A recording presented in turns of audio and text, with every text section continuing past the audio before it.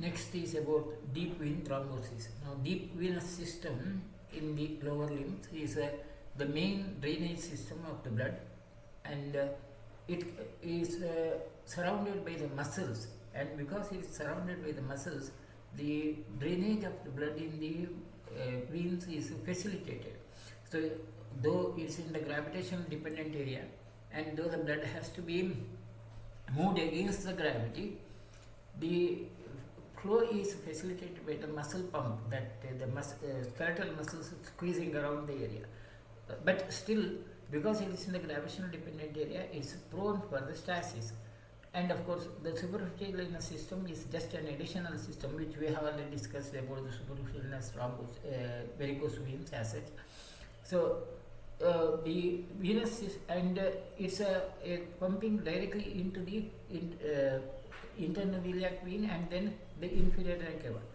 Any factor which increases the intra-abdominal pressure also would be affecting the circulation in the deeper venous system. So, two important factors which decide about the efficiency of the deeper venous system is the skeletal muscle pump. So, a person who is making the muscles contact, like during active exercise, the venous drainage is facilitated in the deeper venous system. Any person who is not moving these or not contracting the muscles properly, like a bedridden patient or sedentary persons, they have a high risk of developing the stasis in the deeper venous system, or those who develop increase the intra-abdominal pressure, as in case of the obesity, pregnancy, etc. The chances of the stasis in the deeper venous system would be increased. So, any factors which can produce the stasis in the deeper venous system can produce a thrombosis. So, deeper venous thrombosis or DVT is considered to be the most common condition, and it most commonly involves veins of the leg or often arm, but occasionally it can result in involvement of the other veins too. But the major risk of the deeper venous thrombosis is the pulmonary embolism. Incidence is around 1 in 1000 population, and it may be a cause for the 90% of the pulmonary embolisms which occur would be due to the deep vein thrombosis. 10% of course you have the other causes. Incidence of the deep vein thrombosis is increasing as the age passes by. By the time the patient reaches the age of 70s, the possibility of the deep vein thrombosis is becoming quite high. Deep vein thrombosis with pulmonary embolism would be quite high, and simple DVT alone, that becomes lesser, whereas in the younger age the chances are lesser. So, older the age, the risks are more. Moreover, the other factors which are the most important are the venous stasis. As I told you, any of those factors like inactivity, physical inactivity, increased intra-abdominal pressure, that would be the most common cause for the deep vein thrombosis. The other factors could be the blood coagulation getting activated due to some pathological conditions, or it could be the damage to the venous endothelial surface. Inflammation of the endothelial surface can produce that. The important risk factors are a reduced blood flow due to immobility, like bed rest, prolonged general anesthesia, surgeries, stroke, long flights, persons who travel on a flight for a long duration, and particularly if the person is obese, the risk becomes higher. Or increased venous pressure, like a mechanical compression of or a functional impairment of the veins, as in case of pregnancy, malignancies, stenosis, congenital anomalies, which also can increase the outflow resistance. Then injury to the veins, like trauma, a direct surgery of the veins, peripheral inserted venous catheters, right? See, venous catheters which are introduced in the peripheral veins, they will usually result in superficial venous thrombosis, but a few of the superficial thrombosis, the clot there, could extend into the deeper venous system. Any person who had an episode of deep vein thrombosis has a high risk of recurrence.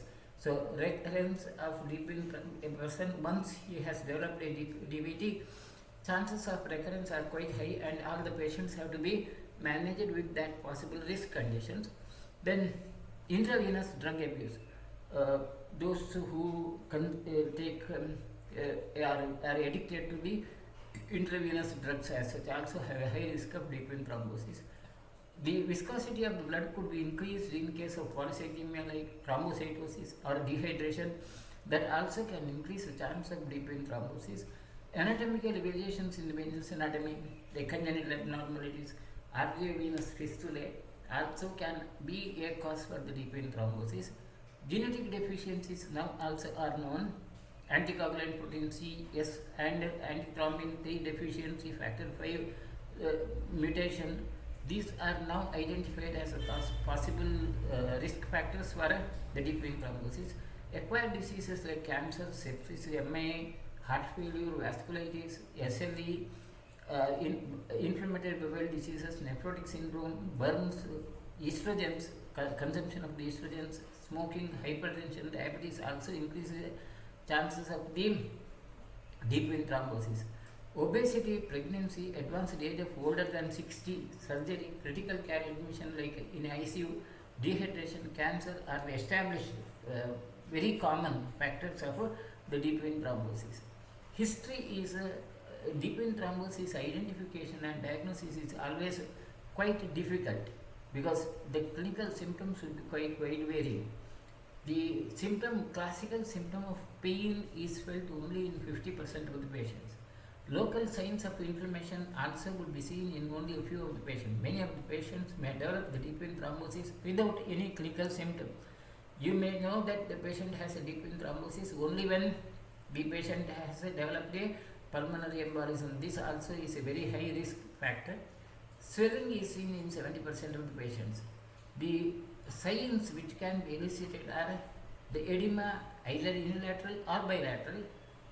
If the thrombus extends into the pelvic veins, you may have bilateral conditions. And rapid development of edema, pain, tenderness, and the local signs of inflammation with dilated veins. Once the deep veins are blocked, the superficial veins get dilated because that is the only means by which the blood can flow. So blood will be accumulated there, and that produces a subcutaneous swelling. That appearance is very classical. Confirmation of the diagnosis. The guidelines for the investigations are mainly the D-dimers. D-dimer, a measure of the inflammation, is very sensitive. In the early stages of deep vein thrombosis, it can be raised as such, but not specific. Other inflammatory pathologies like viral infections also can increase the D-dimer level. But if there is a clinical suspicion and the D-dimer level is increased, then that could be one of the useful measures by which the risk can be predicted and the complications also can be predicted. Then the coagulation profile, all the coagulation factors, hemogram, that would be the other investigation which could be done. More specific would be the ultrasound or Doppler study of the legs venous, which is when positive it confirms the pathology, but even with the Doppler study, possibilities of the negative results are quite common.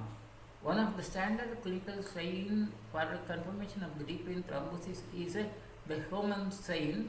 In the Homan sign, the method is the knee is kept flexed and then the thigh muscles, they are the calf muscles, not thigh muscles. Calf muscles are squeezed, and as you squeeze the calf muscles and extend the knee, then the patient will feel the pain, and that's one of the dependable clinical signs for the deep vein thrombosis.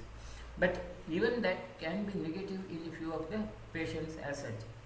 The edema produced to the deep vein thrombosis is very classical, where there could be a subcutaneous collection of the fluid, so it looks like hard, non-pitting, but moderately pitting. Unlike that of the other edema causes like inflammatory edemas, the tenderness would be quite low, moderately low tenderness, but because the skin is stretched, that glistening, shining appearance is very classical. When the deep vein thrombosis becomes chronic, if it is not treated or if it is not identified in the beginning and the edema is allowed to be there, it results in lipodermal sclerosis, and the typical inverted beer bottle shaped appearance would be even can be presented as advanced stages. This would be only in the late stages. The initial early stages edema would be very classical and that could be identified easily. That's about the clinical signs of the deep vein thrombosis. Important differential diagnosis of DVT is cellulitis is one of the important. Very often it produces a confusion with the deep vein thrombosis because of the signs of inflammation and the tenderness. Cellulitis would be one of the important differential diagnoses.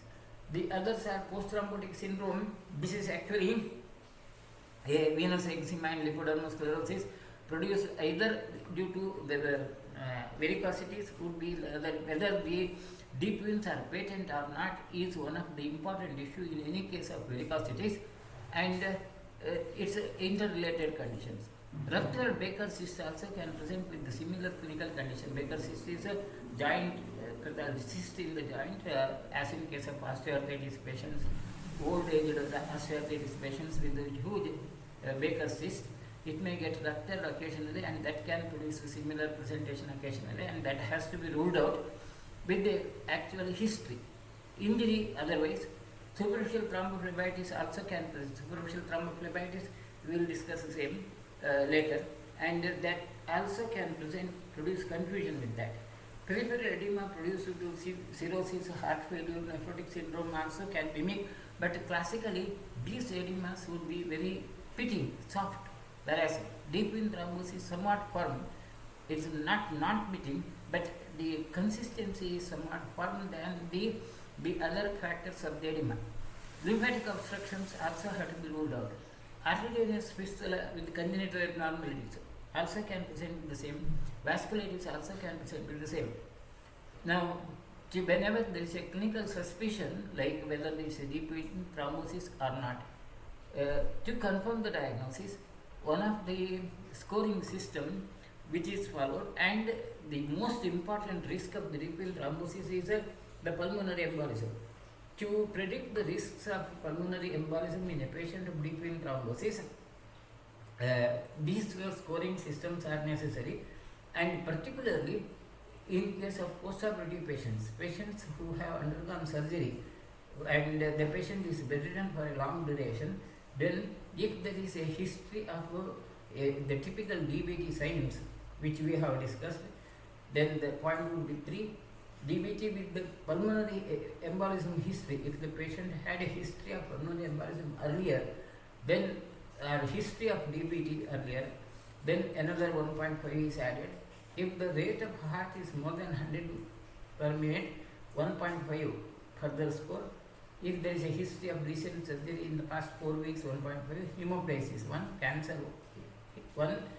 Alternative diagnosis is less likely than pulmonary embolism. If you have the other clinical suspicion, then 3. And the possible risk of pulmonary embolism is calculated by that Bell's scoring system. Another method of predicting the possibility of the pulmonary, because after all, in all cases of the deep vein thrombosis, the emergency occurs due to the pulmonary embolism, which can produce sudden death, and hence that prediction of the risk factors of the deep vein thrombosis is quite essential.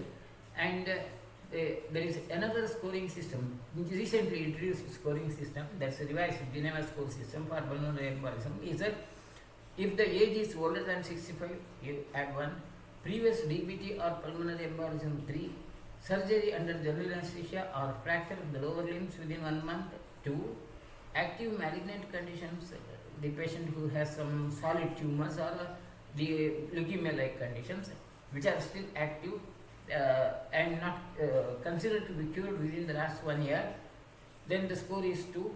If the heart rate is more than 75 in between 75 to 94 beats per minute, 3. If it is a tachycardia above 95, 5. Pain on lower limb and deep venous palpation and unilateral edema, then score is 4. And the probability is, if the score is in between 4 to 10, that would be a high intermediate risk as such. If the score is above 11, then it is a high risk of pulmonary embolism. So all the patients of deep vein thrombosis, they have to be considered for the potential high risk of the deep vein pulmonary embolism, which needs to be prevented because it can produce severe acute complications. The other complications which can occur could be pulmonary embolism is the most important complication, which can occur in as many as 40% of the patients. And another important issue is 40% of the patients who have silent pulmonary embolism, which do not really present clinically, but when you go for the investigations, only the pulmonary embolism is confirmed, and that would be in a good number of patients. That's one. Paradoxical embolism is only in those patients who have a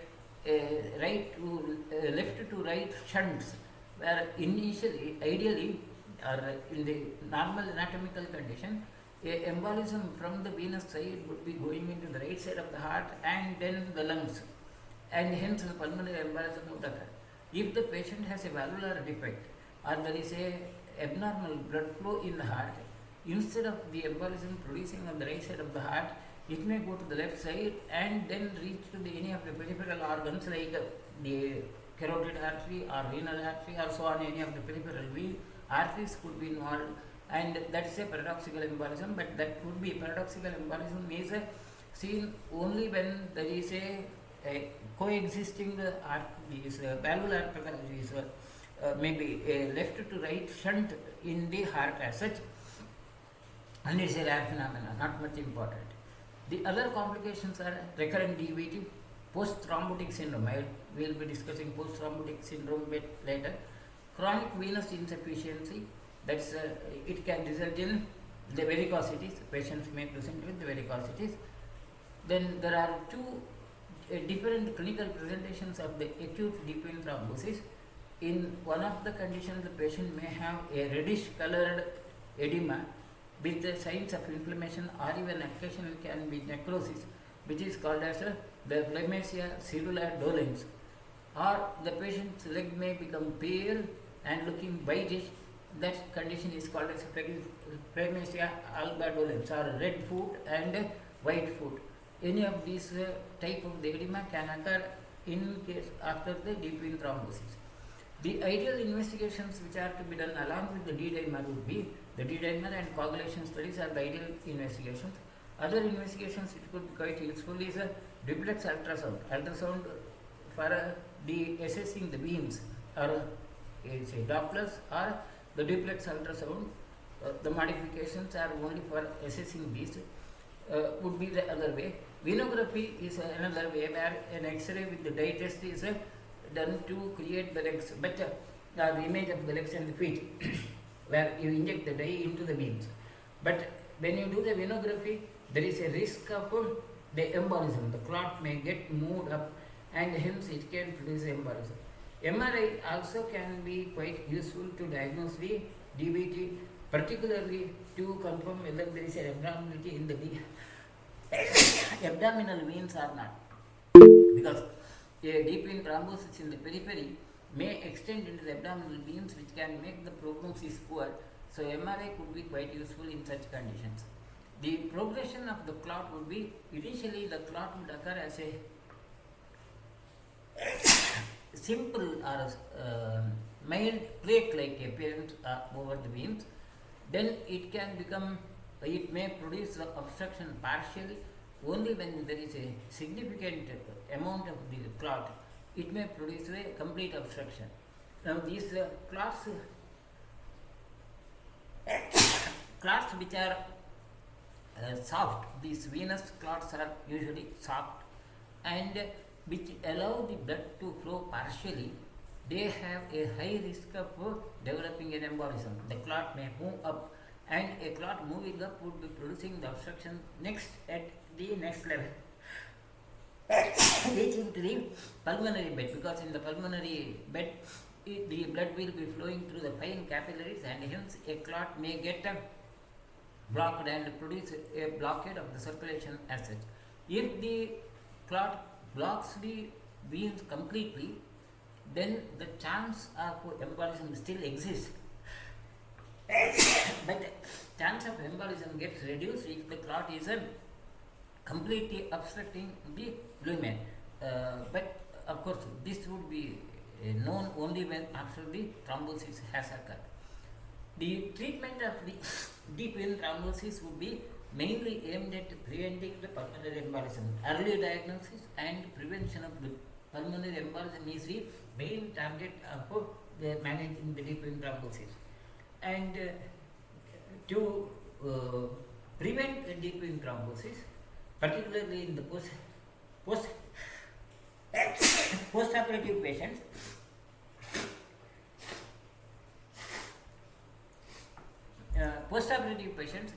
deep vein thrombosis is prevented by either selecting the patient properly.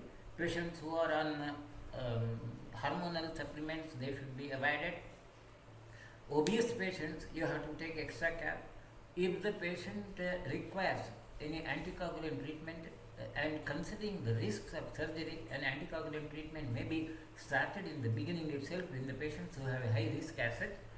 And the early mobilization is the other way. The most beneficial or most efficient preventive measure in the postoperative conditions is early mobilization. Make the patient move as early as possible. But early mobilization can prevent the deep vein thrombosis very effectively. But there is a hitch in that. It is if the patient has developed deep vein thrombosis, mobilization will increase the chance of embolism. So pulmonary embolism risk could be more if the patient gets mobilized once the clot has occurred. And that would be the real difficult issue, to confirm whether the patient has a real thrombosis or not, deep vein thrombosis or not. So it's better to make the patient mobilized before the thrombosis has occurred. But once the thrombosis is confirmed, you are not supposed to move the patient. Mobilization would increase, and that kind of a decision is a quite difficult decision in the clinical practice. Once the patient has developed the thrombosis, deep vein thrombosis, to prevent the embolism, the option is reduce mobility, to do not move the patient further, and prevent the clot from moving into the main venous circulation. So one of the options which were tried earlier, you see in the older textbook, would be compression bandage. But now it is known that the compression bandage really doesn't help. Rather, compression bandages can increase the risk of the embolism. So in a deep vein thrombosis, earlier schedule was immobilize the patient and take compression bandage. But now that compression bandage schedule is now obsolete, and you are not supposed to use the compression bandage in acute deep vein thrombosis, because that compression bandage itself, when you actually apply the compression bandage, the blood flow in the vein would be maybe reaches a still higher pressure, and it can move up. So other way to prevent the deep vein thrombosis, the other factors which are, or other technologies which are used now are the when we have filters. You may introduce a filter above the level or proximal to the location of the clot, usually in the abdominal inferior vena cava, and this filter would be introduced through a catheter and kept over there, and this will be prevent the clot from reaching to the heart. So, and this particular is called as Modin-Udin's umbrella. This kind of a filter, a network-like structure, which allows only the liquid portion of the blood to move up, and the clot, the solid portion of the blood, would is prevented. It's held up at the inferior vena cava, which either in the later period can be dissolved with the thrombolytic drugs, or may be surgically removed if based upon the condition. So this, and there are many types of the filters now being used: proximal filters, distal filters, so on.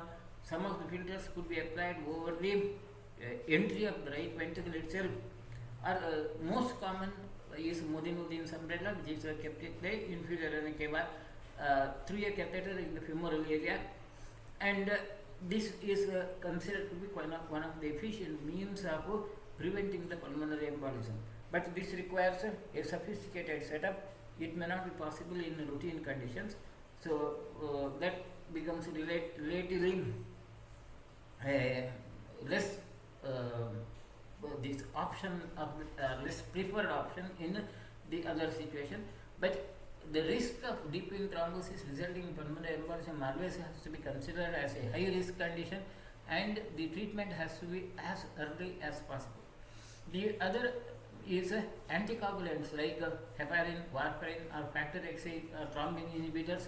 Now there are newer drugs coming up of these factors, and these could be administered as such. Once the anticoagulants are started, the patient should be treated with anticoagulant for minimum 3 to 6 months. If there is a history of recurrent episode of deep vein thrombosis, the standard protocol is to continue the anticoagulant treatment for at least 1 year, keeping the or monitoring the this prothrombin time. Heparin or warfarin given. Heparin is given intravenously, warfarin is oral. You have to monitor the INR levels, the prothrombin time, and it has to be kept at the same safe limits as such. The other is other option is the venous walls could be replaced. Surgical treatment of replacement of the venous walls also could be considered as one of the options of the treatment. And the thrombectomy, the thrombus may be removed surgically, also could be the other option. The complications, as I told you, the pulmonary emboli, the post-thrombotic syndrome, and bleeding from the anticoagulants in the later period would be the complications.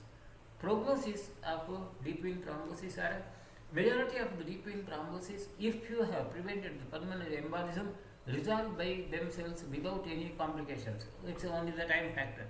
See, the risk of pulmonary embolism gets reduced as the time passes by. The maximum risk is in the first 7 days, so first 1 week. By the time it reaches around 1 month or 4 weeks, the risk reduced by around 30%. And by around 6 months, the risk reduced to around just 4%. So that's the issue. In a deep vein thrombosis, the effective measures to prevent the pulmonary embolism are taken in the initial stages, and that's the area where a continuous care is required and very intensive treatment is required. But once the patient has crossed that high risk duration, then the treatment, there is no need of such effect. This very energetic treatment, and majority of the patients, you may expect the patients to have a complete resolution without any symptoms or without any complications. The post-thrombotic syndrome occurs in around 43% of the patients, and it can be depending, the severity could be depending upon the time and the symptoms to occur, and it may take around 2 years for the symptoms to develop. And there again, the symptoms could be mild in 30% and very severe in only 3%. Risk of recurrence of DVT is quite high in around 25%. Death occurs approximately in 6% of DVT cases and 12% of pulmonary embolism cases within 1 month of diagnosis. That's the issue. The deep vein thrombosis can extend, the thrombus may extend into the whole venous system and then produce a vascular blockade, or it can produce a pulmonary embolism, and pulmonary embolism could be fatal, and it's only around 12% of the patients. Early mortality after venous thromboembolism is strongly associated with the presentation of pulmonary embolism, advanced age, cancer, and underlying cardiovascular disorders. Pulmonary embolism and its complications we will discuss separately later. The post-thrombotic syndrome is one of the common complications of the deep vein thrombosis, and majority of the patients who come to our hospital, they come with these post-thrombotic syndrome conditions. Deep vein thrombosis, acute condition, they may be treated elsewhere, and it's better to treat the patient elsewhere. May not be in a setup where, like our hospital, where we have minimum facilities of preventing the thromboembolism. But later duration post-thrombotic syndrome is an area where definitely we can treat the patients, and the post-thrombotic syndrome occurs in around 50% of patients after 2 years. It may take a long time, and hence the history of that deep vein thrombosis episode might not be properly explained by the patient. The symptoms could be a feeling of heaviness in the leg, itching, tingling, or cramps in the legs, leg pain that's worse with standing, better after resting or raising the patient's leg. That would be the typical clinical symptom. Elevation of the leg relieves the symptoms, that would be a sign of venous pathology. The leg veins become widened or varicosities would occur, swelling in the leg, darkening or redness of the skin around the leg would be the other features. There is a visual guide for the assessment of post-thrombotic syndrome as mild, moderate or severe. The edema, which could be mild, moderate or severe. Hyperpigmentation, the color again mild, moderate or severe would be the other way. Or venous stasis or venous dilatation, again mild, moderate or severe. The redness, signs of inflammation, mild, moderate or severe. Skin induration, the skin becomes thicker and indurated, or it can be pain during calf compression. That's a Homan sign, may be positive in a few of the patients. And in the late stages there could be ulcers, the venous ulcers could occur. Treatment protocols in case of the post-thrombotic syndrome is the options which are suggested in the contemporary same are compression therapy, exercise and lifestyle considerations, surgical or endovascular treatment. But surgical treatment where the veins are corrected, which is a very complicated surgery. But the patients can be better managed more effectively with the Kaishara Ugulu, Punarnamandura, Manjista Alikwata for a quite long duration. The results may not be seen immediately, but after about 3 to 4 months of treatment, you will find a significant resolution. So that's about the post-thrombotic syndrome. Next of the complication of the deep vein thrombosis, which we discussed, would be pulmonary embolism. Now, embolism as such could occur due to many other factors. The word embolism means a solid, embolus means a solid substance moving in the circulation is an embolus. Source for embolus could be anything else other than the clot. When it is occurred due to the clots, we call that condition as thromboembolism. The other factors or other causes for the clot, again thrombus, we will discuss separately after this. So at the present we will discuss only the pulmonary embolism which is produced with the clot. So once the clot occurs in the venous side, in the typical condition, the clot tends to move up, becomes embolus, it becomes detached from the area, and detached clot will be moving in the circulation, reach up, and ultimately it may get into the pulmonary bed and then get block the circulation. Depending upon the intensity of the blockade, which of the pulmonary bed or how much of the pulmonary bed is blocked, that would be the decisive factor about the clinical presentation. If there is a massive clot formation, it can present in an acute pulmonary infarction, which can present with the sudden death. See, this is one of the frequent conditions. A patient who was operated upon, who is immobilized for a long duration for some other reason. Once the patient is mobilized, all of a sudden the patient may die, and very frequently the death occurs in the toilet as the patient keeps the leg flexible. The flexion of the leg may facilitate the movement as such. So that would be the one of the very critical clinical presentation. The other, less than that, the other clinical presentations would be, the typical other symptoms would be acute onset of chest pain in the pleuritic area, breathlessness and hypoxia, the oxygen level becoming reduced suddenly. And a few of the patients may not have the obvious symptoms of presentation, and the symptoms could be very mild, in many times asymptomatic patients. You will know about the embolism only in the later period when you go for the investigation. That also is possible. But among those warning symptoms are, see, once there is a sudden death, you can't do anything much. But the most important warning symptoms are sudden development of dyspnea, pleuritic chest pain. Dyspnea would occur in 73% of the patients who develop this acute pulmonary infarction. Pleuritic chest pain, where the patient would have pain in the periphery, chest wall area, that's in 66% of the patient. Cough in 37% of the patient. Hemoptysis in 13% of the patients who develop acute pulmonary infarction, which we consider as quite serious as such. The other symptoms which can occur could be seizures, syncope, abdominal pain, fever, productive cough, wheezing, decreased level of consciousness, onset of atrial fibrillation, hemoptysis, pain in the flanks or delirium also could occur in patients with the pulmonary embolism, and these are considered to be the other clinical symptoms as such. The physical signs which are to be identified in case of pulmonary embolism are the respiratory rate, which is quite high, more than 20 in 96% of the patient. Rales or crepitations should be seen in 58% of the patients. Heart sounds should be accentuated. Loud sounds will be seen in 53% of the patients.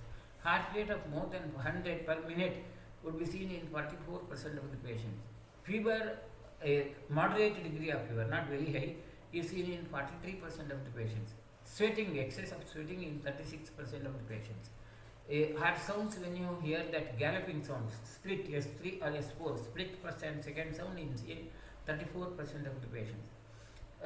Thrombophlebitis like symptoms, where the patient would have that edema in the legs or stasis signs, venous stasis signs in 32% of the patient. If there is a lower extremity edema along with these symptoms, it would be seen as a possible sign, and that's 24% of the patients. Cardiac murmurs, 23%. Cyanosis may occur in 19% of the patients. Grading is based upon as a high risk or intermediate risk or low risk conditions. Among those incidents of pulmonary embolism, high risk pulmonary embolism is seen in 5% of the patients, whereas 55% of the patients are low risk conditions. The clinical presentation or confirmation of that or assessing the severity is once you have diagnosed a case as pulmonary embolism, if the patient is presenting with the hypotension and arterial pressure less than 90 millimeters of mercury or drop of more than 40 millimeters of mercury in 15 minutes, and the vasopressor support, the patient requires these drugs like dopamine to improve the circulation, then that could be considered as high risk. Intermediate risk are when the patient is having normal blood pressure with this evidence of right ventricular dysfunction or myocardial ischemia. Low risk are patients who do not meet the criteria. That's how it is done. Investigations which are done to confirm the diagnosis of pulmonary embolism, one is the D-dimer, which is sensitive but not very specific. It can be positive in many other conditions. Then another of the investigation which is now becoming popular is ischemia modified albumin levels, which is highly sensitive, 93% sensitive. But this facility is not available in many of the hospitals. In our hospital, we don't have that facility of assessing ischemia modified albumin levels. Only in very sophisticated intensive care centers it is available. Then total WBC count is more than 20,000, which is quite common. Gas analysis, troponin is raised in around 50% of the patients. Chest X-ray, the abnormalities are non-specific. They do not confirm the diagnosis in all the patients. But if there is a positive where there would be a segmental consolidation, that can confirm the diagnosis. Venography or angiography is the other way. CT angiography is the best choice of the investigation to confirm the diagnosis, where angiography is done with the CT. Then most reliable is a ventilation perfusion scanning, which is a very sophisticated tool, and again the facility may be available in advanced pulmonary centers, but not in all. ECG, that STT changes, STT wave changes are non-specific. Tachycardia is the other way. USD is accurate when it is positive. That pulmonary bed blockade could be seen in duplex USD, but negative doesn't rule out. MRI with echocardiography have limited use as such. Then treatment, the ideal treatment would be thrombolysis, dissolving the clot, and usually the most preferred is with the catheter-directed thrombolysis. You have streptokinase or streptodornase is injected directly into the area where there is a clot form, and that again requires a sophisticated setup, which may not be possible in the routine moderate levels of the hospital conditions. Then anticoagulant therapy, the most established therapy is a heparin therapy followed by warfarin, initial heparin. Now there are many new anticoagulant drugs are used, and there is a lot of claim about the advantages of these. which are quite costly. I don't know, I have not really used any of these drugs. I've seen any of the patients having these drugs prescribed, but there is a high acclaim about these drugs now, and a lot of hype is produced as it. And there is a dabigatran which is introduced in 2014, edoxaban 2014 again, and betrixaban in 2017. Surgical treatment of embolectomy also is the practiced option of the treatment. With this, we will conclude about pulmonary embolism and we will conclude today's class. Next, we will discuss about thromboembolitis and thromboembolism as such. Right. So we will conclude today.